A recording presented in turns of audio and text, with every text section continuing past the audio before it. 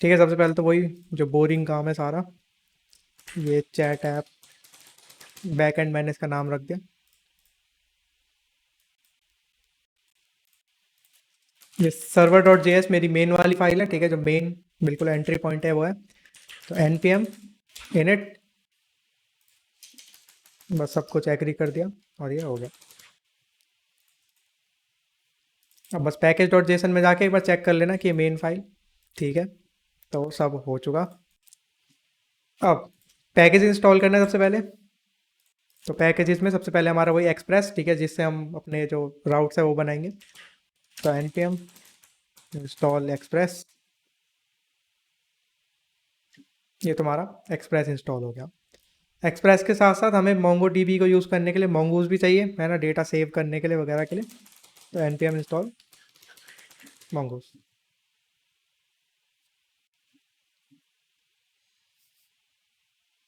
ये हो गया। तो अब एक बेसिक सा ऐप बना लेते हैं, एक बेसिक सा सर्वर बना लेते हैं। तो कॉन्स्टेंट एक्सप्रेस रिक्वायर करके उसे इंस्टॉल कर लिया, मतलब एक तरह से इंपोर्ट कर लिया। इंस्टॉल तो पहले कर लिया था। फिर एक्सप्रेस को यूज़ करके हमें एक ऐप बनानी होती है, या फिर तुम उसे अपना सर्वर भी बोल सकते हो, ठीक है, मैं यहाँ पे ऐप लिख रहा हूँ लेकिन। तो एक्सप्रेस को इनिशियलाइज कर दिया। अब इस ऐप को हमें एक स्पेसिफिक सर्व मतलब एक स्पेसिफिक पोर्ट पे रन करना होता है। तो वो पोर्ट डिफाइन कर लो। मेरा एक पोर्ट हो गया 5000। ये कुछ भी हो सकता है, अगर 5000 तुम्हारे पीसी पे फ्री नहीं है तो एरर आ जाएगी, वो तुम फिर चेंज कर सकते हो, कोई दिक्कत नहीं है। तो app dot listen port function कि जैसे ही एक बार मेरा सर्वर अगर रन हो जाता है तो मैं कंसोल में लॉक कर दूंगा कि server started at port, plus करके पोर्ट का नाम लिख दूंगा, ठीक है, यार कि जो भी मेरा पोर्ट है उसके ऊपर वो बता देगा मुझे। तो सर्वर अगर रन हो जाता है तो उसके अंदर कुछ बेसिक राउट्स बना लेते हैं। तो पहला राउट बना लेता हूँ ऐप डॉट गेट स्लैश, ठीक है ना, मेरा होम पेज जो है ये, यानी कि लोकल होस्ट 5000 पे जो दिखेगा ये वो है। इस फंक्शन के अंदर मेरे को दो चीज़ें मिलेंगी, एक तो रिक्वेस्ट और एक रिस्पॉन्स। रिक्वेस्ट मेरे पास आएगी, रिस्पॉन्स मैं यहाँ से सेंड कुछ करूँगा। तो मैं अभी के लिए रिस्पॉन्स में एक जेसन सेंड कर देता हूँ, ठीक है, जिसमें मैं एक मैसेज लिख देता हूँ, हेलो। तो ये बन गया। अब रन करने के लिए हमने वो इंस्टॉल किया था, क्या, नोड मॉन, ठीक है। नोड मॉन से क्या होता है, बार बार हमें रीस्टार्ट नहीं करना पड़ता। तो nodemon server dot J S मैंने नोड मॉन के अंदर रन कर दिया। ये चीज़ हो गई। अभी ये जो तुम्हारा टर्मिनल है इसे ओपन ही रखना, इसे बंद मत करना। लोकल होस्ट 5000 पे मैं गया तो मैसेज हेलो मुझे यहाँ पे मिल गया। तो बेसिकली मेरी सिंपल सी जो एक्सप्रेस की ऐप है वो बन चुकी है। अब मुझे क्या करना है, सबसे पहले तो मोंगूज से अपने मोंगो डीबी को करना है कनेक्ट, ठीक है। तो मोंगो डीबी हमारा कैसे रन करता है, लोकल होस्ट पे कर रहा होगा, हमने जो इंस्टॉल किया था। तो लोकल होस्ट, लेकिन उसका पोर्ट अलग है बस। उसका पोर्ट होता है बाय डिफॉल्ट 27017। तो उसी पे उसे वो करते हैं रन। तो कॉन्स्टेंट मंगूज रिक्वायर मंगूज, ठीक है। तो मंगूज को इंपोर्ट कर लिया। अब बस इस मंगूज को यूज़ करके कर लो connect, mongoose dot connect. Connect के अंदर हमें यूआरएल देना होगा। तो मोंगो डीबी स्लैश स्लैश अपना लोकल होस्ट 27017। अब स्लैश करके जो भी मैं लिखूंगा यहाँ पे स्लैश के बाद, वो मेरे डेटाबेस का नेम होगा, ठीक है। तो ये रैंडम जो मर्जी हो सकता है, कुछ भी नाम रख सकते हो। तो ये मैं ले रहा हूँ अपना चैट ऐप डीबी, ठीक है। तो यानी कि मेरा चैट ऐप का डेटाबेस इस नाम से बनेगा ये। अब एक बार अगर ये कनेक्ट हो जाता है तो मैं देन करके उसमें एक फंक्शन कॉल करूँगा। तो अगर मेरा कनेक्शन सक्सेसफुल रहता है तो ही मेरे जो राउट्स हैं वो अवेलेबल होंगे, नहीं तो नहीं होंगे, सिंपल सी बात है, ठीक है। क्योंकि अगर डेटाबेस ही अगर तुम्हारा बैकएंड से कनेक्टेड नहीं है तो तुम्हें ये राउट्स भी अवेलेबल कराने की कोई ज़रूरत है नहीं। तो अब देखते हैं क्या होता है। तो लोकल होस्ट 5000 में आ रहा हूँ, अभी भी सेम है क्योंकि कनेक्शन जो है मेरा सक्सेसफुली बन गया। लेकिन अगर मैं 2717 कर दूँ मान लो इसे, ठीक है, अब तो उसे मिलेगा नहीं है कनेक्शन। तो अगर मैं ट्राई करूँगा तो एरर आ जाएगा, देखो कैन नॉट गेट स्लैश। तो जब तक सक्सेसफुली कनेक्शन नहीं बनेगा तो तब तक एरर आएगी, लेकिन अब नहीं आएगी क्योंकि अब वो ठीक है।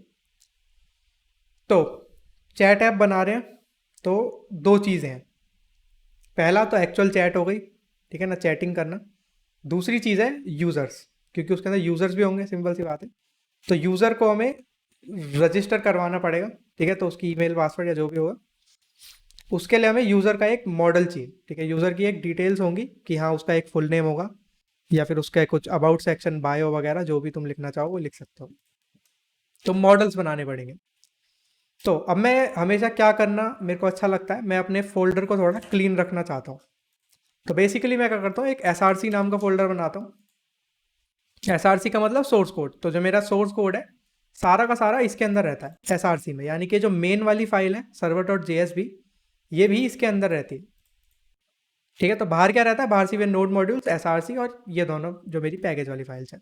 अब SRC के अंदर सब कुछ होगा, मेरी मेन वाली फाइल, मेरे मॉडल्स, ठीक है, मेरे जो भी राउट्स कंट्रोलर सब यहीं होगा। तो अब दिक्कत ये होगी, लेकिन अब अगर मैं यहाँ लिखूंगा npm नहीं मतलब nodemon server.js, तो एरर आ जाएगी, क्योंकि लिखा आएगा कि मॉड्यूल नॉट फाउंड, क्योंकि उसे इस फोल्डर के अंदर अब server.js नहीं मिल रही। ऑफ कोर्स मिलेगी भी कैसे, क्योंकि अब वो SRC के फोल्डर के अंदर है। तो अगर मैं लिखूँ nodemon src/server.js, तो ऑफ कोर्स वो ठीक है, तब कोई दिक्कत नहीं है। लेकिन बार बार nodemon src/server.js लिखना थोड़ा दिक्कत का काम है। तो मैं क्या कर सकता हूँ, स्क्रिप्ट बना के पहले से रख सकता हूँ। तो ये नई चीज़ है, एक स्क्रिप्ट्स, ठीक है। Node.js में तुम स्क्रिप्ट्स बना के रख सकते हो पहले से। फॉर एग्जाम्पल package.json में जाना, स्क्रिप्ट्स लिखा हुआ है यहाँ पे। तो बाय डिफॉल्ट इसने हमें दो स्क्रिप्ट दे रखी हैं, एक तो टेस्ट वाली और एक स्टार्ट वाली, ठीक है। यानी कि अगर मैं स्टार्ट वाली स्क्रिप्ट को मेरी को रन करूंगा तो क्या हो रहा है, नोड server.js, यानी कि वो नोड को यूज करके server.js को कर रहा है रन। ट्राई करके देख लो। स्क्रिप्ट रन करने के लिए सिंपल सा तुम्हें लिखना होता है npm रन और फिर स्क्रिप्ट का नाम, स्क्रिप्ट का नाम यानी कि टेस्ट या फिर स्टार्ट जो भी है वो।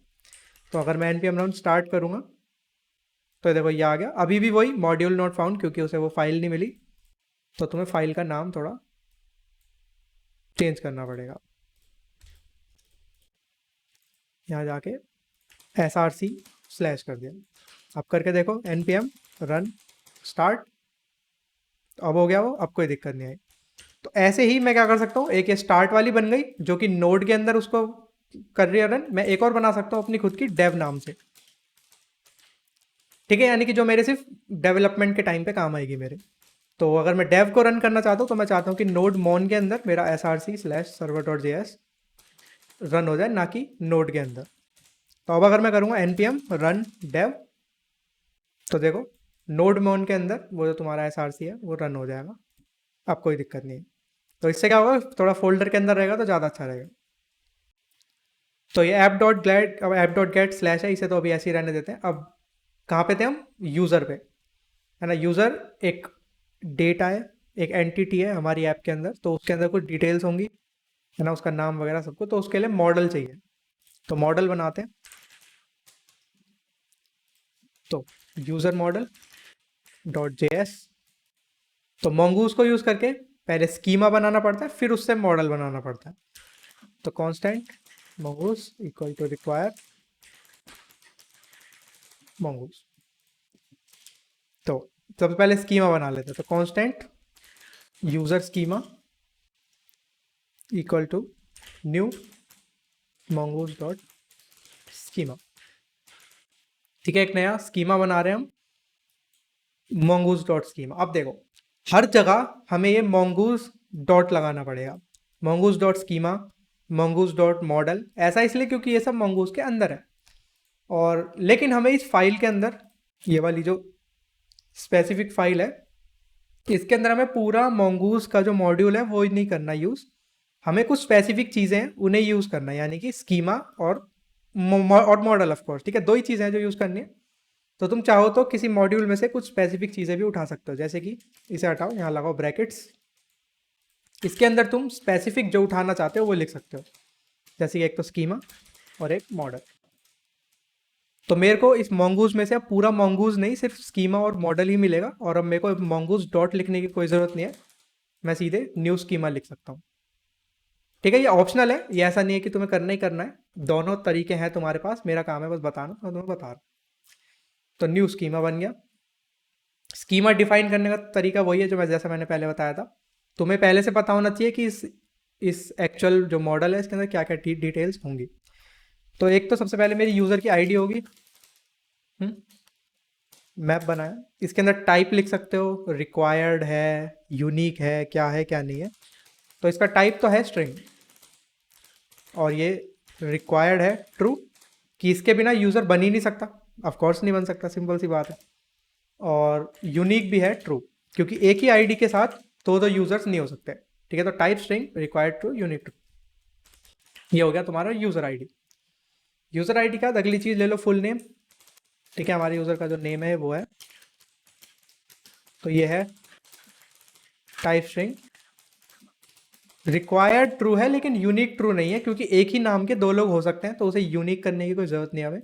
रिक्वायर्ड ट्रू है कि हाँ चाहिए तो है। तो यूज़र आईडी हो गया, फुल नेम हो गया। फुल नेम के बाद और क्या ले सकते हैं हम अपने यूज़र की डिटेल में, उसका ईमेल ले लो। ठीक है, टाइप स्ट्रिंग, ये भी सेम रिक्वायर्ड है और साथ के साथ यूनिक भी है, क्योंकि एक ही ईमेल पे दो दो अकाउंट नहीं हो सकते। और फिर पासवर्ड आ जाएगा,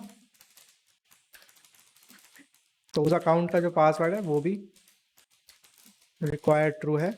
बाकी यूनिक नहीं है ट्रू, क्योंकि कोई भी अपना मतलब पासवर्ड एक दो अकाउंट के सेम हो सकते हैं, एक से ज़्यादा के मतलब। तो ये बेसिक सी डिटेल्स है। इसके अलावा बस एक डेट ले लेते हैं कि क्रिएटेड ऑन, कि ये अकाउंट एक्चुअली बना कब था वो। तो इसका टाइप है डेट। ठीक है, अब देखो, तो रिक्वायर्ड और यूनिक नाम की ये जो प्रॉपर्टीज़ है इन्हें तो तुम जान ही गए हो कि क्या काम है इनका। एक इसके अलावा एक और नई प्रॉपर्टी है जहाँ पे आ रही है, वो है डिफ़ॉल्ट।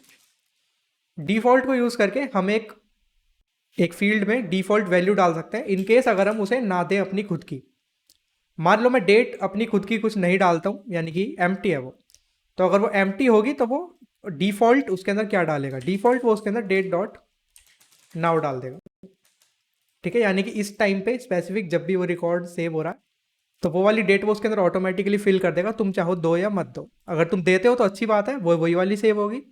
अगर तुम नहीं देते हो तो ये डिफ़ॉल्ट वाली सेव हो जाती है, और ये तुम कहीं पे भी यूज़ कर सकते हो। ठीक है, अगर ये रिक्वायर्ड हटाना पड़ेगा लेकिन हाँ उसके लिए ऑफकोर्स, क्योंकि अगर जो चीज़ रिक्वायर्ड है तो वो तो तुम्हें देनी ही पड़ेगी। जो चीज़ रिक्वायर्ड नहीं है उसके अंदर तुम कुछ डिफ़ॉल्ट लिख सकते हो कि अगर आता है तो ठीक, नहीं आता है तो डिफ़ॉल्ट ये वाली वैल्यू। तो ये स्कीमा बन गया। अब इस स्कीमा को यूज़ करके मॉडल बना के बस यहाँ से एक्सपोर्ट करना है। तो module dot exports model, model का नाम रख दो यूज़र, और यूज़र स्कीमा मैंने उसे बता दिया कि इस वाले स्कीमा को यूज़ करके ये वाला एक मॉडल बना रहा हूँ। ठीक है, और इस मॉडल का जो जो कलेक्शन है वो ऑटोमेटिक बन जाएगा यूज़र्स नाम से। ठीक है, मैंने तुम्हें उस दिन दिखाया था कि मोंगोडीबी में ऑटोमेटिकली बना देता है उसका वो। तो ये तुम्हारा यूज़र का मॉडल बन गया मेन, जिसके अंदर हमारा रजिस्ट्रेशन वगैरह मतलब जो यूज़र की डिटेल्स है। तो राउट्स बनाते हैं अब। ठीक है, राउट्स बनाते हैं कैसे, तो ऐप डॉट पोस्ट, अब मैं पोस्ट राउट बना रहा हूँ यहाँ पे। ठीक है, गेट बहुत हो गए, गेट हमारे ब्राउज़र में एक्सेसिबल होते हैं लेकिन वो बहुत हो गया। अब हम पोस्टमैन यूज़ करेंगे, उसी से सब कुछ करेंगे, या फिर सीधा अपनी ऐप से करेंगे। तो app dot post slash API slash user slash create. अब देखो, स्लैश से पहले का जो URL है वो तो सब में सेम ही रहता है। ठीक है, लोकल होस्ट 5000 वो तो सेम ही रहेगा। उसके आगे का ही है ना, कि slash API slash user slash create, या फिर चाहो तो सीधा क्रिएट भी कर सकते हो, कोई दिक्कत नहीं है, वो तुम्हारे ऊपर। तो अगर मैं यूज़र क्रिएट करूँ और फिर से फंक्शन रिक्वेस्ट रिस्पॉन्स मेरे को मिलेगा, ये सेम ही रहता है, गेट हो पोस्ट हो कुछ भी हो सेम ही रहता है। तो ऐप डॉट पोस्ट, अगर मैं पोस्ट रिक्वेस्ट भेजता हूँ अपने API slash user slash create पे, तो मुझे रिस्पॉन्स में क्या मिलेगा, मैं लिख देता हूँ कुछ भी अभी के लिए, कि message this is a post request. ठीक है, अब ये API slash user slash create अगर मैं ब्राउज़र में रन करने की ट्राई करूँगा कि slash API slash user slash create, तो ये एरर आ जाएगी। ठीक है, कैन नॉट गेट, क्योंकि ब्राउज़र में सिर्फ गेट वर्क करता है। तो इधर ही हमारा काम आता है पोस्टमैन।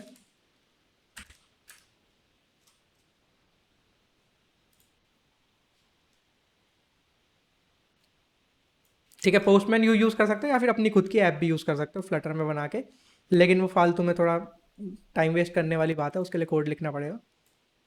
तो पोस्टमैन ज़्यादा सही है। तो ये है, मान लो यहाँ ऑलरेडी मैंने लिख रखा है एक का, तो मैं ये हटा के बस यहाँ पे स्लैश यूज़र, मतलब slash API slash user slash create कर देता हूँ। इस पर मैं भेज रहा हूँ एक पोस्ट रिक्वेस्ट, ये ज़रूर देख लेना यहाँ पे पोस्ट या गेट। तो पोस्ट रिक्वेस्ट भेज रहा हूँ, जो कि ठीक है। इस वाले URL पे भेज रहा हूँ। ये हेडर्स बॉडी अभी के लिए इग्नोर करना है, इसका कोई मतलब नहीं है अभी। ये मैंने करा सेंड। सेंड करते ही मेरे को मैसेज मिल गया, this is a post request, जो कि मतलब ठीक है, मेरे मतलब पोस्ट मेथड वर्क कर रहा है। अब मुझे क्या करना है, इस पोस्ट रिक्वेस्ट के साथ साथ कुछ डेटा भी भेजना है, जो कि बॉडी में भेजना है। ठीक है, तो यहाँ पे अभी ऑलरेडी ये डेटा लिखा हुआ है, इसे मैं हटाता हूँ। तो जब तुम बाय डिफ़ॉल्ट बॉडी में आओगे तो तुम्हें ऐसे दिखेगा, बॉडी में नन हो रखा होगा। तो नन की जगह रॉ में जाना। ठीक है, रॉ में जाने के बाद इस जेसन को सिलेक्ट कर लेना। ये बाय डिफ़ॉल्ट चाहे टेक्स्ट पे होता है या फिर चाहे जावास्क्रिप्ट पे होता है, किसी एक पे होता है, जेसन कर देना। क्योंकि हमारी API के अंदर लेना देना दोनों जेसन में होगा, यानी कि हम डेटा देंगे वो भी जेसन में होगा, जो लेंगे वो भी जेसन में होगा। तो बॉडी में आके बस इसे जेसन कर देना। अब तुम यहाँ पे कुछ भी रैंडम एक मैप लिख के भेज सकते हो। तो हमारे यूज़र को बनाने के लिए मुझे क्या क्या चाहिए, मुझे उसकी ID चाहिए, फुल नेम चाहिए, ईमेल चाहिए और पासवर्ड चाहिए। बाकी ये क्रिएटेड ऑन तो डिफ़ॉल्ट अपने आप आ ही जाता है। तो ये 4 प्रॉपर्टीज़ मुझे चाहिए बेसिकली। तो लिखो यही चारों। तो यूज़र ID चाहिए, और स्पेलिंग और केस, हर एक चीज़ सेम यही वाली होनी चाहिए जो यहाँ पे है। अगर आई लोअर केस है तो वहाँ पे भी लोअर केस, अपर केस है तो अपर केस, मतलब सब कुछ एकदम सेम होना चाहिए। तो यूज़र ID मान लो मैं दे रहा हूँ 1 2 3 4 5 6, और इसके अलावा मुझे क्या देना, फुल नेम देना। फुल नेम दे दिया मैंने, अपना नाम दे दिया। ईमेल देना है, ईमेल लिख के भेज दिए।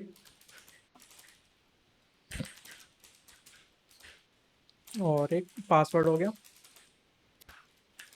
1 2 3 4, कुछ भी रैंडम। तो अब मैं ये डेटा लिख के यहाँ से भेज रहा हूँ अपनी पोस्ट रिक्वेस्ट के साथ साथ, सेंड करूँगा। अभी भी कुछ फ़र्क नहीं पड़ा हमारे रिस्पॉन्स पे, क्योंकि रिस्पॉन्स तो हमारा यहाँ पे अभी भी सेम ही है। हमने अभी तक वो जो रिक्वेस्ट में जो डेटा आया उसको यूज़ ही नहीं करा, तो कोई इसमें कोई सरप्राइज वाली बात भी नहीं है। अब ट्राई करते हैं।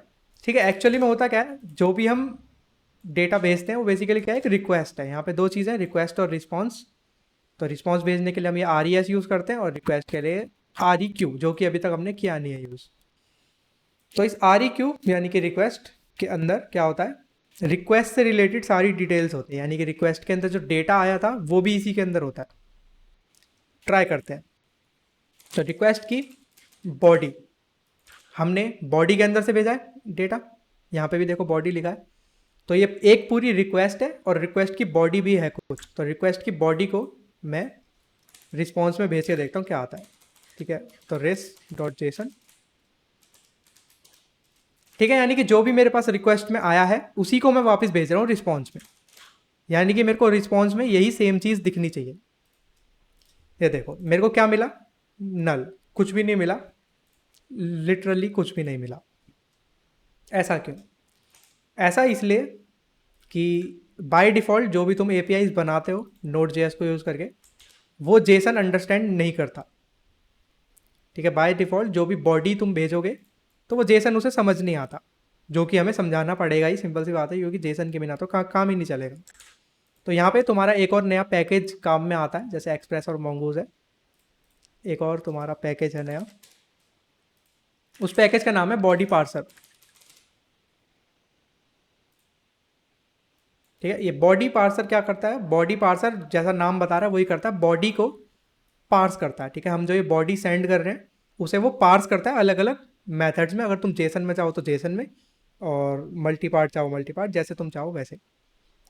तो बॉडी पार्सर इंस्टॉल कर लो। एक नया टर्मिनल खोला, npm install body dash parser. ठीक है, इंस्टॉल हो गया। अब जैसे एक्सप्रेस और इसको इंस्टॉल कर रखा है same, constant body parser equal to require body parser. ठीक है, अब तुम्हें अपनी पूरी ऐप को, ठीक है, ये कोई स्पेसिफिक एक राउट की बात नहीं है, ऑफ कोर्स तुम्हें पूरी ऐप को ये बताना पड़ेगा, पूरे एक्सप्रेस के सर्वर को, कि हमारा ये जो एपीआई है जेसन यूज़ करती है। तो वो चीज़ डिफाइन कर दो ऐप के अंदर, ठीक है। जो ऐप का हमने इंस्टेंस बनाया था, नाम कुछ भी हो सकता है, ऑफ कोर्स ऐप बना रखा है, तो ऐप डॉट यूज़, ठीक है। ऐप हमारी क्या यूज़ करेगी बॉडी पार्सर डॉट जेसन, ठीक है। यानी कि अब मेरी ऐप जो है जेसन के अंदर सक्सेसफुली कन्वर्ट हो चुकी है, तो मेरी ऐप जो है बॉडी पार्सर का जेसन यूज़ कर रही है। इस लाइन का मतलब सिंपल सा ही है। अब देखते हैं भेज के उसमें रिक्वेस्ट, ये देखो अब मैंने रिक्वेस्ट में ये user ID, full name, email, password भेजा, वहाँ से भी रिस्पॉन्स में यही आया, क्योंकि अब एक्चुअली में उसे डेटा दिखा, क्योंकि अब वो जेसन समझ पा रहा है, ठीक है। तो डेटा सेंड करने का तो सक्सेसफुली बन चुका। अब हमें बस इस डेटा को थोड़ा सा मैनिपुलेट करना है और अपने डेटाबेस में सेव कराना है, तो सेव कराते हैं। सबसे पहले तो ये जो यूज़र मॉडल है, इसका क्या करना पड़ेगा, इस यूज़र मॉडल को हमें वहाँ पे इंपोर्ट करना पड़ेगा इस सर्वर डॉट जेएस में, ठीक है। एक कमेंट भी डाल देता हूँ चाहो तो यहाँ पे कि मॉडल्स, तो कांस्टेंट यूज़र मॉडल रिक्वायर कर रहा हूँ अपना डॉट स्लैश मॉडल्स के अंदर जाके यूज़र मॉडल को रिक्वायर कर लिया। अब ये जो यूज़र मॉडल वाला मॉडल है हमारा, इसको यूज़ करके बस उसे सेव कराना है बेसिकली। तो इसको मेरे को जेसन में भेजने की कोई ज़रूरत नहीं है, इस रिक्वेस्ट डॉट बॉडी के अंदर मेरा सारा डेटा है, तो इसको मैं डेटा में ही स्टोर कर लूँगा, कांस्टेंट यूज़र डेटा में। सारा डेटा इसके अंदर है, क्योंकि मैप है बेसिकली पूरा जेसन में। अब एक नया यूज़र बनाते हैं, जैसे पहले बनाया था सेम वही है जैसे वो पुरानी वीडियो में होगा। तो न्यू यूज़र मैंने बनाया, तो न्यू यूज़र मॉडल, ठीक है। कांस्टेंट न्यू यूज़र मॉडल, इसके अंदर हमें लिखना होता था एक मैप, राइट। इसके अंदर हम एक मैप लिखते थे, जिसके अंदर हम यूज़र आईडी देते थे खुद मैनुअली, और सब कुछ हमें मैनुअली देना पड़ता था। लेकिन अगर देखा जाए तो यहाँ पे ये भी तो एक मैप ही है ना, तो हमें अलग से कोई मैप देने की ज़रूरत नहीं है, क्योंकि जो हमें बॉडी मिली है वो भी एक मैप ही है। तो मुझे यहाँ पे अलग से कुछ लिखने की ज़रूरत नहीं है, सीधे यूज़र डेटा में यहाँ पे पास करा दूंगा, ठीक है। तो यानी कि मैंने यूज़र डेटा को यूज़ करके एक न्यू यूज़र बना दिया, एक मॉडल बना दिया मंगूस का। सेव कराना बहुत ईजी है, जैसा मैंने तो पहले बताया था, new user dot save call करना है सिर्फ, await new user dot save. Save करूँगा, एरर आ जाएगा, ऑफकोर्स आएगा ही, क्योंकि हमने एसिंक नहीं लगाया, ठीक है। अवेट यूज़ करने के लिए एसिंक फंक्शन ज़रूरी है, तो एसिंक भी लगा दिया। तो await new user dot save, ठीक है। मैंने और भी बताया था कुछ क्या, कि सेव के अंदर एक फंक्शन होता है कॉल बैक फंक्शन, जिसके अंदर एरर कैच हो जाती है, अगर आती है तो ऑफकोर्स। तो फंक्शन एरर, इसका नाम कुछ भी हो सकता है ऑफकोर्स। तो इफ़ एरर, यानी कि अगर मेरी एरर नल नहीं है, यानी कि कोई एरर आई है, तो ये वो वाला केस है। अगर एरर नहीं आती तो ये वो वाला केस है, ठीक है। दो अलग अलग केसेस हैं यहाँ पे हमारे पास। तो अगर मेरी एरर आती है तो मैं रिस्पॉन्स में जेसन में क्या भेजूँ, मैं भेज देता हूँ एक मैसेज कि एन एरर ऑकर, ठीक है। और अगर एरर नहीं आती है तो मैं क्या करूँगा, तो मैं रिस्पॉन्स में सेंड कर दूंगा यूज़र क्रिएटेड, ठीक है। दो बन गए। अब इस वाली जो हमारी है जो URL है उस पर भेज के देखते हैं रिक्वेस्ट। तो मैं ये डेटा भेज रहा हूँ, इसे सेंड करा तो यूज़र क्रिएटेड लिखा आ गया। अब अगर मैं फिर से इसे सेंड करूँगा, अब की बार एरर आ गया। ये एरर क्या है, ये एरर बेसिकली वही है, हमने क्योंकि फील्ड्स को यूनिक मार्क किया हुआ है, यूज़र आईडी को भी और ईमेल को भी। तो इन दोनों में से कोई भी चीज़ अगर यूनिक नहीं होगी तो ऑफकोर्स एरर आ जाएगी, सिंपल सी बात है, ठीक है। तो मेरे को दोनों चीज़ें चेंज करनी पड़ेंगी, या फिर यानी कि यूज़र आईडी भी चेंज कर दी और अपना ईमेल भी। अब कोई एरर नहीं आएगा, देखो यूज़र क्रिएटेड, लेकिन अब मैं फिर से यही क्रिएट करने की ट्राई करूँगा तो ऑफकोर्स एरर आ जाएगा। अब बनाते हैं एक और रिक्वेस्ट जो कि मेरे को सारे यूज़र्स मुझे ला के देगा, ठीक है, वापस ला के देगा। तो ये एक पोस्ट API/user/create हो गया एक। ऐप डॉट गेट बना लेते हैं अब। ठीक है, उसके लिए हमें पोस्ट यूज़ करने की जरूरत नहीं है, क्योंकि हमें डेटा भेजना नहीं है, सिर्फ फैच करना है। API स्लैश यूज़र्स, या फिर सिर्फ यूज़र ले लो, कोई बात नहीं। ठीक है, तो एसिंक फंक्शन रिक्वेस्ट रिस्पॉन्स, ये आ गया। तो गेट पे क्या होगा? गेट पे मेरे को सारे यूज़र्स पहले फाइंड करने हैं, मेरे डेटाबेस में जितने भी हैं वो। तो मैं अवेट करूँगा यूज़र मॉडल डॉट फाइंड का। ठीक है, यूज़र मॉडल को यूज़ करके मैं जितने भी उसके जैसे डेटा टाइप के चीज़ें हैं मेरे डेटाबेस में, उन्हें फाइंड कर लूँगा। एक बार वो फाइंड हो जाता है, मैं क्या करूँगा, इसे कहीं पे स्टोर कर लूँगा कि फाउंड यूज़र्स में, फॉर एग्जांपल। अब बस मेरे को क्या करना है, इस फाउंड यूज़र्स को रिस्पॉन्स में सेंड कर देना है। तो response dot JSON found users में मैंने उसे सेव करा दिया। अब देखते हैं, तो एक रिक्वेस्ट तो मेरी ये हो गई यूज़र को बनाने के लिए। ऑफ कोर्स एक नई बना लेते हैं, गेट रिक्वेस्ट, इसी को कॉपी कर लेते हैं और हमें सिर्फ स्लैश यूज़र पे भेजनी है। सेंड करी, ये देखो 2 यूज़र्स आ गए, है ना, 2 रिकॉर्ड्स हैं, 1 और 2। तो नाम सेम है, इसकी ईमेल आईडी अलग है, उसकी अलग है, इसकी आईडी अलग है, इसकी भी आईडी अलग है। एक और नया अगर मैं बनाऊँ अलग नाम से कुछ, सैमजवाल की जगह शर्मा कर देते हैं बस यहाँ पे कुछ भी, और ईमेल आईडी चेंज कर दो और थोड़ी सी आईडी चेंज कर दो। ठीक है, ये मैंने सेंड करी, यूज़र क्रिएटेड। अब मैं फिर से फैच करूँगा, तो इस बार देखो 3 रिकॉर्ड आ रहे हैं। तो मेरे डेटाबेस में 3 रिकॉर्ड सेव्ड है। ये अंडरस्कोर आईडी को इग्नोर करना ही, अंडरस्कोर आईडी मैंने तुम्हें बताया था, मोंगोडीबी अपने आप भी एक आईडी बनाता है, ये इसको तुम रोक नहीं सकते। और खैर ये बहुत यूज़फुल चीज़ है, आगे जाके काफ़ी काम आएगी, अभी के लिए इसे इग्नोर करो। तो अंडरस्कोर आईडी छोड़ के बाकी देखो, हाँ डिफ़ॉल्ट वैल्यू देखो, ये जो क्रिएटेड ऑन था, मैंने तुम्हें बताया था डिफ़ॉल्ट वैल्यू अपने आप ले लेता है। तो डेट डॉट नाउ उसने अपने आप सेव करा दिया उसमें। ये ISO स्ट्रिंग है, ये चीज़ याद रखना। तो जब तुम इसे फ्लटर के अंदर फैच करोगे इस रिक्वेस्ट को भेज के, तो इसे तुम्हें कन्वर्ट करना पड़ेगा डेट टाइम डॉट पार्स करके। तो ये ISO स्ट्रिंग है। तो ये बन गए API स्लैश यूज़र और API slash user slash create. अब एक और पोस्ट रिक्वेस्ट में बनाया था, यूज़र स्लैश डिलीट। ठीक है, अब स्लैश डिलीट, 2 ऑप्शन है तुम्हारे पास यहाँ पे इस वाली रिक्वेस्ट के लिए। या तो तुम पोस्ट की जगह सीधा रिक्वेस्ट ही को डिलीट कर दो कि ऐप डॉट डिलीट, फिर इसको तुम हटा सकते हो। ठीक है, ये पूरी तरह से तुम्हारे ऊपर। तो अगर मैं इसे भी हटा दूं, तो अब देखो, अब मेरे पास 3 अलग अलग मेथड्स के अलग अलग राउट्स हैं। गेट पे सेम लिंक है, देखो लिंक तीनों में सेम है, slash API slash user slash API slash user, इधर भी slash API slash user. URL same है लेकिन मेथड्स अलग अलग है। तो इसमें गेट पे अगर मैं भेजूंगा तो मेरे को यूजर्स की लिस्ट मिलेगी। पोस्ट पे अलग मैं भेज रहा हूँ, मगर पोस्ट पे अगर मैं भेज रहा हूँ तो मेरे को नया यूज़र बनाना है। ठीक है ना, नया यूज़र बनेगा यहाँ पे। अगर मैं डिलीट वाले मेथड पे भेजूंगा तो यानी कि ऑफकोर्स मुझे कोई यूज़र जो है डिलीट करना है, तो ये नहीं करना मुझे, इतना ये जो लिखा है। तो constant user data request dot body, ये सेम है, सेम ही रहेगा, क्योंकि रिक्वेस्ट की बॉडी में जो भी मैंने डेटा भेजा है वो तो मुझे चाहिए ही चाहिए। ऐसा क्यों, मैं अभी तुम्हें समझा दूंगा। अब मैं क्या करूँगा, await user model dot delete 1।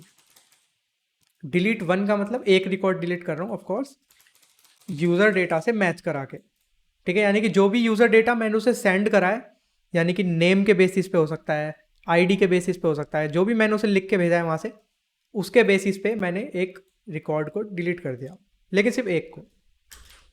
तो कांस्टेंट डिलीट रिजल्ट। ठीक है, तो एक्चुअली में जब डिलीट का मेरा जो फंक्शन रन हुआ तो उससे निकल के कुछ ना कुछ तो रिजल्ट आया ही होगा। सिंपल सी बात है कि कुछ डिलीट हुआ भी या फिर नहीं हुआ, जो भी हुआ। तो इस डिलीट रिजल्ट को मैं वापस रिस्पॉन्स में भेज दूंगा, इसे हटाओ, सीधा डिलीट रिजल्ट भेजो।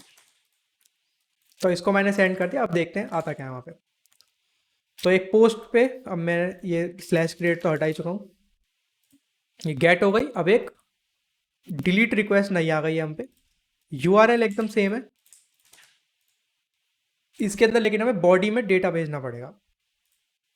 तो रॉ जेसन कुछ भेज के देखते हैं।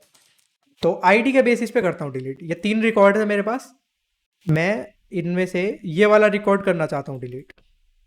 ठीक है, ये वाला जो बेसिक है मेरा, तो रोहित सैमरियाल वाला जो पहले वाला है। तो इसकी आईडी है 123456। तो मैं यही लिख के से भेज दूंगा यहाँ से कि जिसकी यूज़र आईडी 123456 हो उसे करना है मुझे डिलीट। तो सेंड करा, वहाँ से ये आया रिस्पॉन्स में कि एक्नॉलेज्ड ट्रू और डिलीटेड काउंट 1, यानी कि उसने कितने रिकॉर्ड डिलीट करे उसका काउंट है।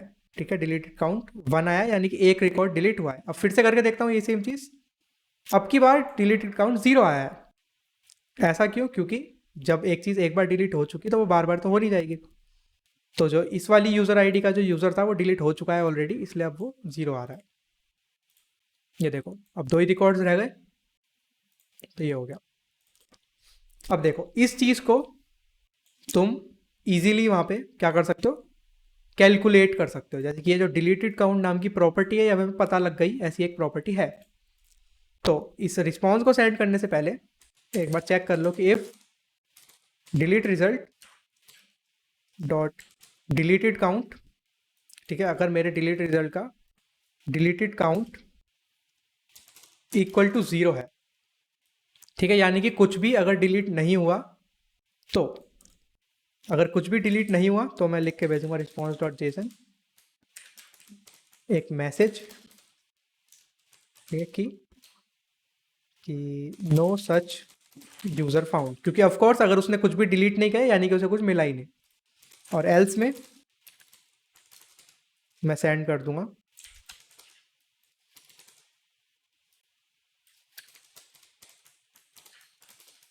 User deleted.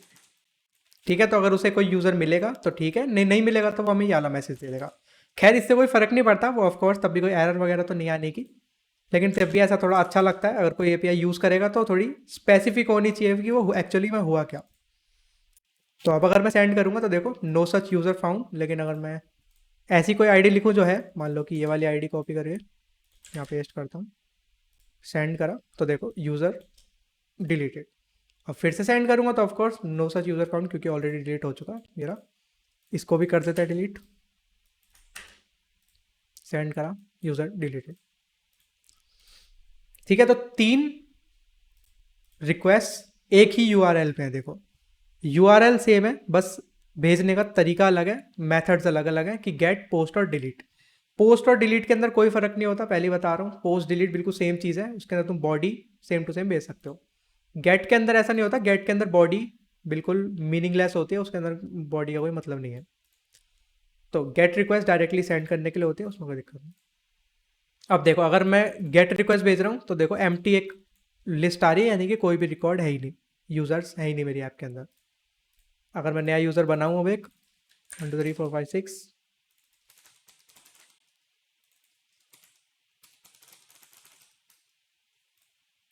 ठीक है, ये बन गया यूज़र क्रिएटेड, इसके अंदर गया, यहाँ सेव करा, ये आ गया रिकॉर्ड। डिलीट करना चाहो तो डिलीट हो जाएगा, बस तुम्हें उसकी आईडी भेजनी है। और ये जो मैप हम भेज रहे हैं यहाँ से तुम कुछ भी भेज सकते हो, इसमें बेसिकली आईडी भी भेज सकते हो, तुम चाहो तो उसका पासवर्ड लिख के भेज सकते हो कि उस पासवर्ड से रिलेटेड जो भी हो, या उसकी ID, full name, email ID, कुछ भी लिख के भेज सकते हो। मान लो मैं ईमेल लिख दूँ यहाँ पे, जिसका ईमेल rohitssamriwal@gmail.com हो, वो डिलीट हो जाए, तो देखो लिखा आ गया यूज़र डिलीटेड। अब इसके पीछे का थोड़ा वो समझो। ये जब डिलीट वाली यूआरएल पे मैं डेटा भेज रहा हूँ, तो मैंने क्या करा, बॉडी में क्या लिख के भेजा है, ईमेल लिख के भेजा है। तो अब तुम इमेजिन करो कि एक मैप है जिसके अंदर ईमेल नाम की है, उसकी वैल्यू है, जो भी हमारा ईमेल है XYZ वो है।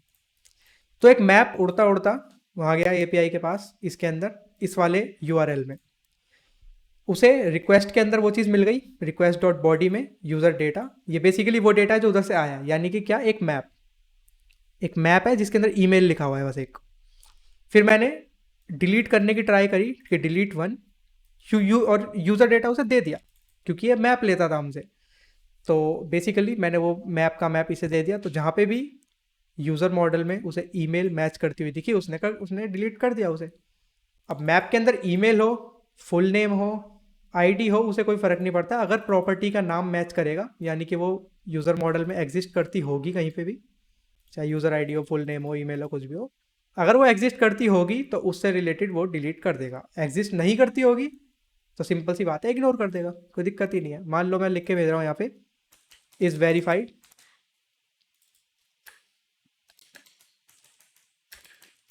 ठीक है, बूलियन एक फॉल्स लिख के भेजा तो no such user found, simple सी बात है, ऐसी कोई प्रॉपर्टी एग्जिस्ट ही नहीं करती पूरे हमारे मॉडल में।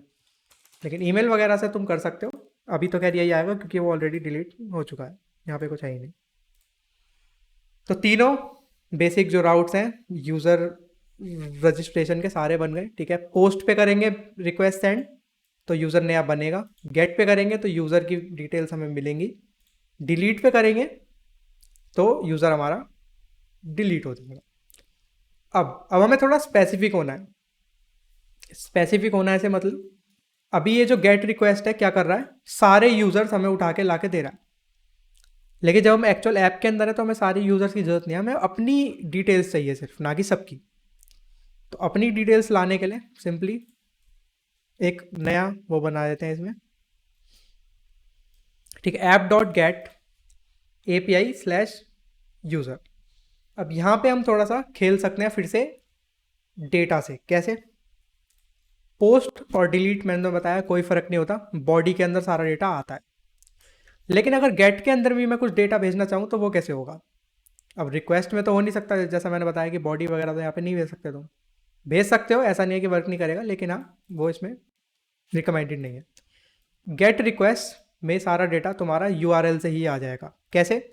तुम यूज़र के आगे स्लैश करके एक पैरामीटर डिफाइन कर सकते हो, कि जैसे कॉलन लगा के ईमेल।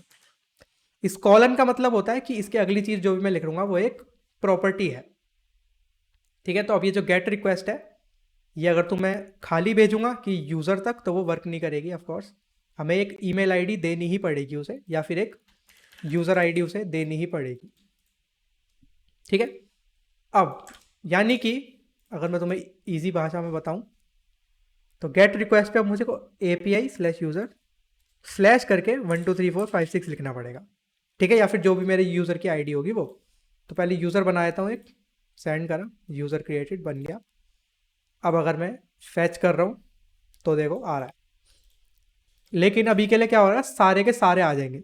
जैसे एग्जांपल दिखाता हूँ, 1 2 3 4 5 6 7 कर दिया, इसको 2 कर दिया, एक और बना दिया, तो अभी भी सारे आ रहे हैं, तो कोई फ़र्क ही नहीं पड़ा। तो अब मैं चाहता हूँ ये जो स्पेसिफिक मैंने ये जो आईडी लिखी है इसके आगे 1 2 3 4 5 6 सिर्फ वही वाला है। तो इसके लिए क्या कर सकते हो, इसके लिए सबसे पहले तो यहाँ फाइंड की जगह लिखो फाइंड 1, ठीक है। मुझे सारे फाइंड नहीं करने, एक फाइंड करना है, वो भी कौन सा, जिसकी आईडी इस यूज़र आईडी से मैच करेगी।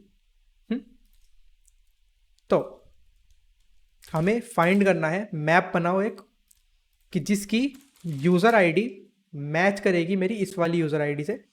तो ये यूज़र आईडी उठाने के लिए अब तुम्हें रिक्वेस्ट में जाके पैरामीटर्स में से उठानी पड़ेगी, ना कि बॉडी में से। तो यही डिफरेंस है बस गेट और पोस्ट में। पोस्ट में एक तो डेटा बॉडी में आता है और वो URL के अंदर नहीं दिखता, गेट के अंदर वो URL में दिखता है और बॉडी की जगह पैरामीटर्स में आता है, इतना फ़र्क है बस, ठीक है। तो request dot parameters dot user ID, ठीक है, जो पैरामीटर्स में जो भी मेरी ये यूज़र आईडी है उसको मैंने उठा के रख लिया। तो इस यूज़र आईडी से मैचिंग जो भी मेरा यूज़र होगा वो मेरे को मिल जाएगा। देखते हैं क्या होता है। तो देखो 1 2 3 4 5 6 का आया, ये आ गया। अगर मैं 7 लगा दूंगा तो वो वाला आ जाएगा, ठीक है। देखो इसकी आईडी वो है। अगर मैं कोई ऐसी आईडी लिख दूँ जो एग्जिस्ट ही नहीं करती तो नल आ जाएगा, क्योंकि ऐसा कोई यूज़र है ही नहीं। और फिर इस चीज़ को तुम अपनी ऐप के अंदर यूज़ करके अगर वो नल आता है तो सिंपल सीधी बात है, यूज़र नहीं बना हुआ, तो उसे हम आराम से हैंडल कर सकते हैं। तो अब ये थोड़ा स्पेसिफिक हो गया, तो ऐसे ज़्यादा सही रहेगा। तो यूज़र बनाने का आ गया, तो ये एक तरह से साइन अप हो गया। देखा जाए तो ये वाला साइन अप है, ये वाला लॉगिन है ना, ये वाला लॉगिन हो गया हमारा। तो ये साइन अप, ये लॉगिन और ये डिलीट, जो कि खैर काम आता नहीं है ज़्यादा, तो कम ही आता है, लेकिन हाँ चाहिए हमें अपने लिए। तो साइन अप लॉगिन डिलीट तीनों बन गए। यूज़र के लिए इतना ही था, ठीक है। अगली चीज़ हमें अभी फोकस करना पड़ेगा आगे चैट रूम पे, लेकिन चैट रूम से पहले अब हम फ्लटर के अंदर जाएंगे और इतने ये जो यूआरएल हमने बनाए हैं दो तीन, इन्हीं को चेक करके देखेंगे कि एक्चुअली में कैसे इन्हें वर्क कराना है हमें। एक बार तुम वो देख लोगे तो सब कुछ और ज़्यादा तुम्हें थोड़ा क्लियर हो जाएगा। बाकी इतना हमने करा है अभी, इसमें से कुछ पूछना है तुम्हें?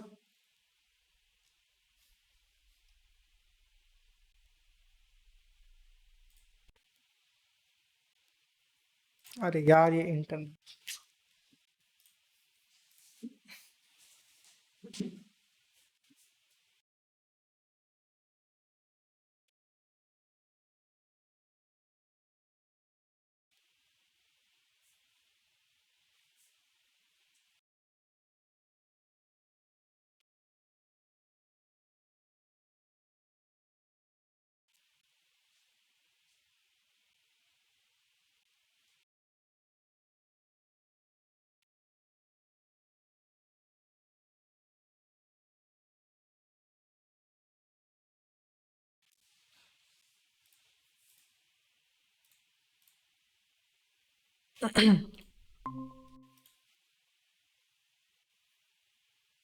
हेलो, हाँ आ रही है ना मेरी आवाज़ अभी?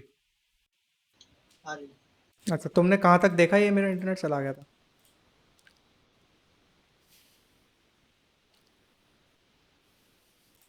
ये सारा तुमने देख लिया ना, या फिर पहले से गया हुआ था मेरा इंटरनेट?